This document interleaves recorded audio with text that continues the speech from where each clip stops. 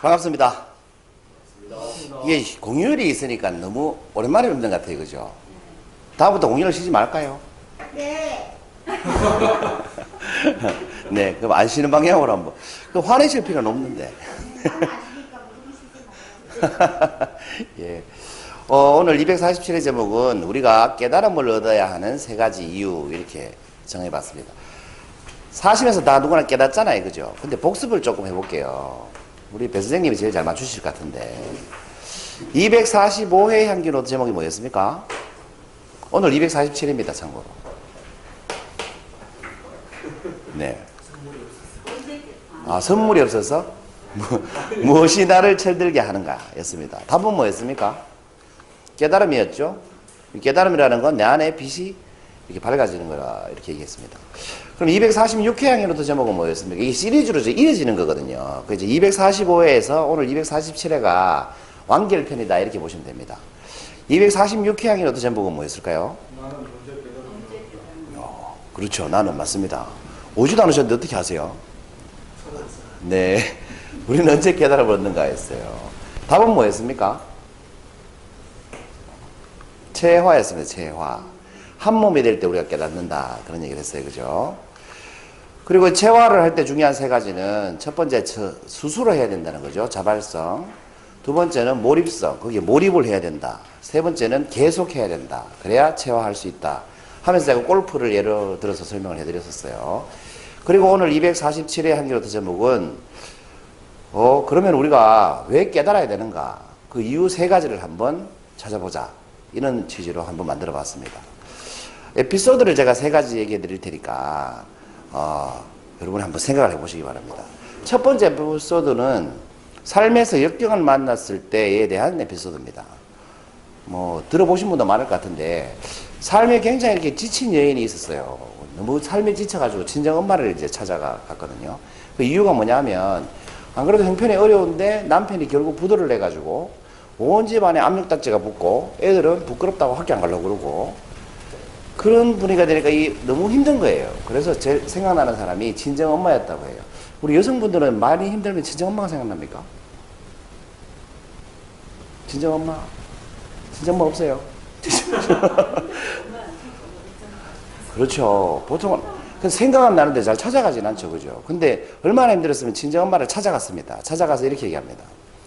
엄마 나 너무 힘들어 죽을 것 같아 이렇게 얘기합니다. 그리고 엄마가 아무 소리 안 하고 부엌으로 가더니 그 부엌에서 가스레인지 3개에다가 냄비 3개를 이렇게 올려서 물을 끓입니다. 아무 말 없이 물을 끓이더니 첫 번째 냄비에는 당근을 넣고 두 번째 냄비에는 달걀을 넣고 세 번째 냄비에는 커피를 넣습니다. 그리고 아무 말 없이 끓입니다. 다 끓고 나니까 그때서 이제 입을 여시는데 이렇게 묻죠. 딸한테. 딸, 이 냄비 속에는 이 속에 있는 세 가지는 모두 역경에 처하게 되는데 그 역경은 바로 이 뜨거운 물이다. 근데 이 세 가지는 이 역경에 어떻게 대처했을 것 같냐 이렇게 물어봤습니다. 여러분 생각에 이 세 가지는 각자 어떻게 대처했을까요? 뜨거운 물이라는 역경을 만났을 때 당근은 어떻게 대처했을까요? 익었어요. 맞죠? 익었어요. 네.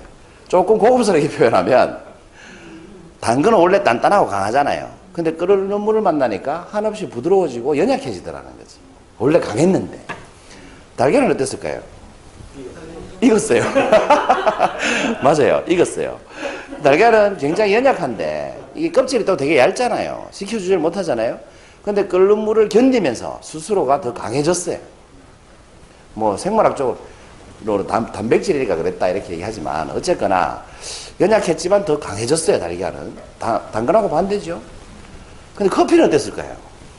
뭐 익었어요라고 못 하시겠죠? 썩혔어요? 녹았어요? 네.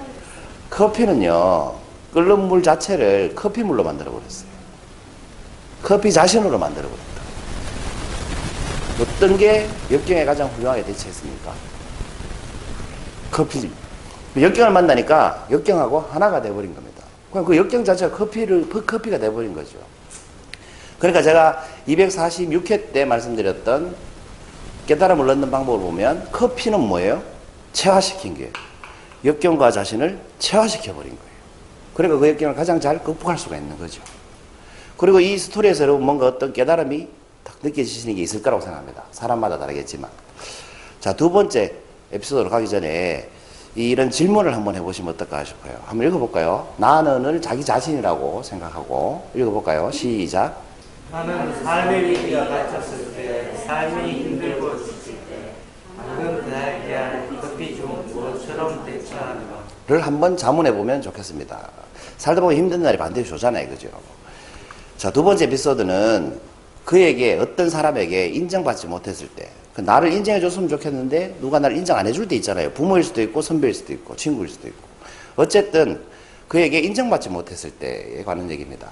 옛날에 한 왕국이 전쟁에서 크게 승리를 거뒀습니다. 이 전쟁에 아까 그 노블레스 오브주처럼 왕자도 출전을 했어요.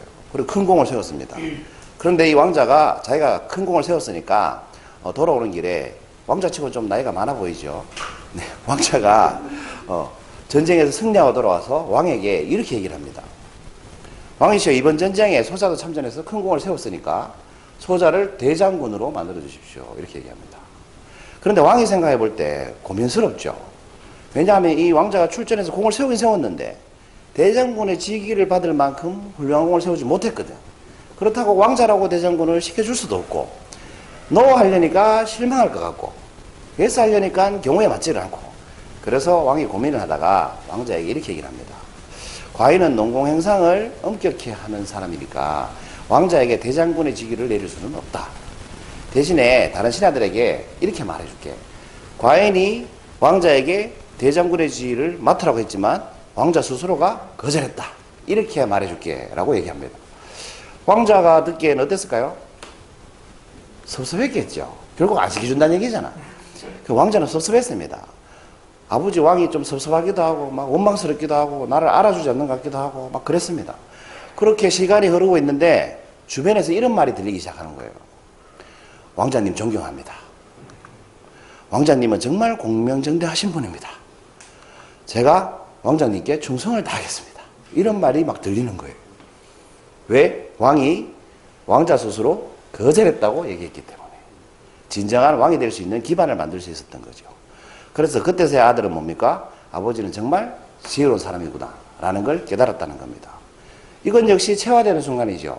아들의 생각이 아버지의 생각과 체화되는 순간이죠. 그래서 어떤 깨달음이 일어나는 거죠. 세 번째 에피소드는 누군가 나를 떠났을 때입니다. 살다 보면 여러분 배신당할 때 있지 않습니까? 배신당해 보신 분. 여긴 안 계십니까? 저는 배신당해 봤습니다. 남녀 사이 말고 인간적으로 이렇게 좀 인간적인 배신을 당했을 때, 그 실제 제 경험인데요. 향연로드 때 말씀드린 적은 있습니다. 제가 어떤 회사에 임원 생활할 때 벤처기업에 임원으로 있을 때 고객의 한 분이 저한테 이런 말씀을 참 많이 하셨어요. 창업하지 왜 그 직거래만큼 월급 받고 그 좋은 능력으로 그 회사 다니냐고. 제가 회사에 그때 매출을 87%를 했거든. 그 능력 가지고 왜 창업하지 그 남 밑에서 일하냐고. 빨리 창업하라고. 내가 투자해줄게. 심지어는. 얼른 나와서 독립하라고. 이렇게 독려를 하시는 분이 있었어요. 몇 달 동안 계속 창업하라고 자기가 자본금을 대준다고. 그렇게 저를 이제 설득하신 분이 있었거든요. 그리고 독립도 하고 싶었고. 근데 독립을 했어요, 실제로. 그 사표서가 나왔죠. 나와서 이제 그분을 만나가지고, 내가 이제 나왔다고. 이제 창업을 하려고 한다. 그때 약속하신 자본금을 이렇게 좀 투자를 해달라. 이렇게 얘기를 했죠. 그랬더니 그분이 이렇게 얘기하시더라고요. 내가 언제 그랬어요? 여러분, 제가 표현을 이렇게 하지만 정말 황당했어요. 법인은 자본금 5천만 원이 기본이었는데, 그 당시에. 그 중에 이제 몇 천이었거든요. 근데 내가 사표 쓰고, 나와가지고, 창업을 준비 다 해놓고, 자본금 받으러 갔는데, 언제 그랬어요? 그러는 거예요. 그럼 갑자기 제가 창업 준비하던 사람에서 뭐가 돼요? 백수가 되는 거예요. 갑자기 백수가 돼버린 거예요. 그 배신감이 정말 이렇게 너무 사람을 분노하게 하더라고. 그게 또 전화위복에 대해서 지금 제가 하고 싶은 일을 하고 있습니다만은, 어쨌든, 그래서 억지로 힘들게 창업을 했어요. 이분 때문에. 너무 힘들게 창업을 하게 됐거든요. 그 창업하고 나서, 이제 IT에서는 제가 이제 정리를 하고 지금 제가 교육회사를 하고 있지 않습니까? 교육해서 한 지 한 3, 4년쯤 지났을 때 제가 이제 인터넷에 검색도 되고 네이버에 이렇게 제 얼굴이 가끔 나오기도 하고 뭐 그분이 우연히 이제 mp3로 그때는 그 서비스를 했었거든요. 북틸링이라고. 그게 이제 mp3 회사에서 제 저작권을 사가가지고 거기에서 서비스를 했어요. 유료로. 그걸 우연히 들으셨나 봐요. 여러분 아시다시피 제가 왜 CD도 있잖아요. CD. 그 CD도 출판되고. 그리고 제 책도 보고 CD도 들으셨나 봐. 그러니까 제가 이제 자기가 보니까 좀 유명해진 거지. 그러니까 이제 전화가 오셨더라고. 이분이. 제가 이 일을 시작하고 몇 년 뒤에 인터넷에 제가 좀 이름이 알려지기 시작할 때쯤에 그분이 전화가 왔어요. 깜짝 놀랐죠. 누군지 모르고 받았는데 그분이더라고. 그리고 그때 그분이 하신 말씀이 이거예요. 이렇게 유명해질 줄 알았으면 그때 투자할 걸. 제가 투자하시라고 할 때는 뭐라고 그랬어요? 내가 언제 그랬어요? 근데 제가 좀 이름이 알려지기 시작하니까 이럴 줄 알았으면 그때 투자할 걸. 그 속된 말로 한 방 때리고 싶더만. 정말 화가 나대요. 그리고 이 표현을 잘 못하겠는데 아무튼 정말 이게 화가 나더라고. 뭐 이런 인간이 다 있냐는 느낌이 들면서 너무너무 하여튼 그분 이름만 들으면 부글부글 했어요. 생각만 해도 부글부글 하더라고. 그리고 그러던 차에 제가 그때 책을 좀 많이 읽던 때라 이 책을 읽게 됐습니다. 경영 경제 인생 강좌 45편. 그 당시에 서울대학교 명예교수로 계시던 윤석철 교수라는 분이 쓰신 책이에요. 근데 이 책을 읽다가 이 문장을 발견했습니다. 누군가 나를 떠난다면 떠난 사람 원망하지 말고 그를 붙잡을 만큼의 매력을 유지하지 못한 자기 자신을 원망하라. 라는 문장을 읽게 됩니다. 그러니까 우리가 책을 한 권 통째로 읽는다고 깨닫는 게 아니고 어떤 한 문장에 내 인생을 바꿔놓기도 하는 것 같아요. 이 한 문장을 읽고 제가 깨달았어요. 그분이 나를 배신한 게 아니고 그분이 나한테 투자할 때쯤에는 내 능력이 이분이 투자할 만큼의 매력이 없었던 거예요. 나한테 투자했다가는 그 돈을 날릴 것 같았던 거예요. 제가 그만한 매력이 없었다는 걸 깨달았어요. 나라도 망설일 수 있었겠다. 물론 표현은 그렇게 안 했겠지만 언제 그랬어요? 이렇게는 안 했겠지만 아무튼 그분이 나를 배신한 게 아니고 내가 그분을 붙잡은 만큼의 능력과 매력이 부족했던 거다라는 걸 깨닫게 됩니다. 이것도 역시 체화죠.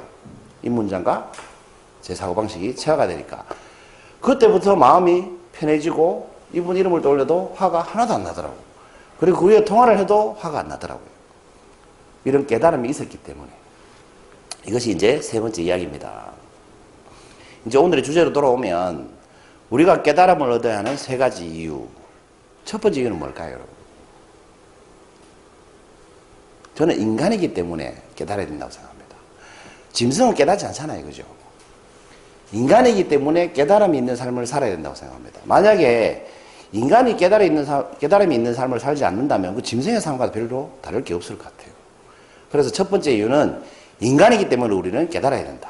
두 번째 이유는 뭘까요? 제가 힌트를 드릴게요. 에피소드 세 가지 제목이 이거였어요. 첫 번째는 삶에서 역경을 만났을 때. 두 번째는 그에게 인정받지 못했을 때. 세 번째는 누군가 나를 떠났을 때. 이 세 가지 공통점이 뭘까요? 물음표가 나와야 되는데 답이 나오네. 예, 마음이 괴로울 때라는 겁니다. 스토리는 마음이 괴로울 때로 시작했는데 끝은 어떻게 났어요? 체화되면서 어떤 깨달음으로 끝이 났죠. 그러니까 우리가 깨달아야 되는 이 두 번째 이유는 뭘까요? 바로 자유를 얻기 위해서입니다. 마음이 괴로울 때 이 괴로움으로부터 벗어나는 마음의 자유. 집착이 있을 때는 집착으로 벗어날 수 있는 마음의 자유. 경제적으로 어려울 때는 그 어려운 환경에서 벗어날 수 있는 마음의 자유. 깨달으면 여러분 자유로워집니다. 내려놓을 수 있게 되기 때문에. 그래서 자유로우려면 우리가 깨달아야 됩니다. 두 번째 이유는 자유죠. 세 번째는 뭘까요? 그럼 사람이 가장 행복감을 느낄 때가 언제입니까? 자유를 느낄 때입니다. 인간은 자유를 느낄 때 가장 큰 행복을 느낀다고 하죠. 언제 가장 불행감을 느낍니까? 자유가 박탈당했을 때. 그래서 어떤 사람이 나를 아무리 좋아해줘도 집착을 하면 구속이 되니까 자유를 잃게 되죠. 그러면 힘든 거예요. 그래서 왜 제가 옛날에 홀로서기 시 중에 사랑한다는 것을 새의 날개를 꺾고 너에게 되두려하지 말고 이런 시를 얘기해 드린 적이 있는데 가슴에 작은 보금자리를 만들어 지친 날개를 쉬고 갈 수 있는 그 보금자리를 만들어주는 거. 그게 진짜 사랑이다. 이런 말씀을 드린 적이 있는데 누군가 나를 떠났다가 다시 뭐 평소에는 찾지도 않다가 힘들면 나를 찾아와서 편안하게 쉴 수 있는 보금자리를 가지고 있으면 그게 진짜 사랑하는 마음이다. 그럼 그 보금자리를 찾은 그 사람은 왜 나를 찾아올까? 여기에 있으면 자유를 느끼니까. 사람이 왜 힘들면 고향에 가고 싶잖아요. 옛날 친구 만나고 싶고. 거기서 마음의 자유를 얻을 수 있기 때문에 그렇다는 거죠. 그래서 자유로우면 행복해지기 때문에 그렇습니다. 그래서 제가 생각하는 정답은 아닙니다만 우리가 깨달음을 얻어야 하는 세 가지 이유는 첫 번째는 인간이기 때문에 당연히 그래야 된다고 생각하고 두 번째는 마음의 고통, 집착, 생로병사에 대한 걱정 이런 것으로부터 벗어날 수 있는 자유를 얻을 수 있기 때문이고 자유를 얻으면 행복해지기 때문이라고 생각합니다. 1시간 대기 눌러주세요. 1시간 대기. 네. 컴퓨터를 윈도우 10으로 업그레이드 했더니 오늘 처음 사용합니다. 제가 쉬는 동안 이 컴퓨터를 싹 업그레이드 했습니다. 네. 그래서 그 자유를 얻어야 될 세 가지 이유는 이렇고요. 이런 생각이 들었습니다. 모든 학문의 출발점은 뭘까요? 출발점은 철학입니다. 철학. 학문 중에 가장 높은 수준의 학문은 철학입니다. 철학에서 다 과학, 문학 이런 것들이 나왔거든요. 어쨌든 학문의 시작은 철학이죠. 근데 철학은 인간과 세계에 대한 뭘 연구하는 학문입니까? 본질을 연구하는 학문. 역시 본질을 연구하는 학문입니다. 본질에다 하나 더 보태면 뭘 연구하는 걸까요? 본질과 원리를 연구하는 학문이 철학입니다.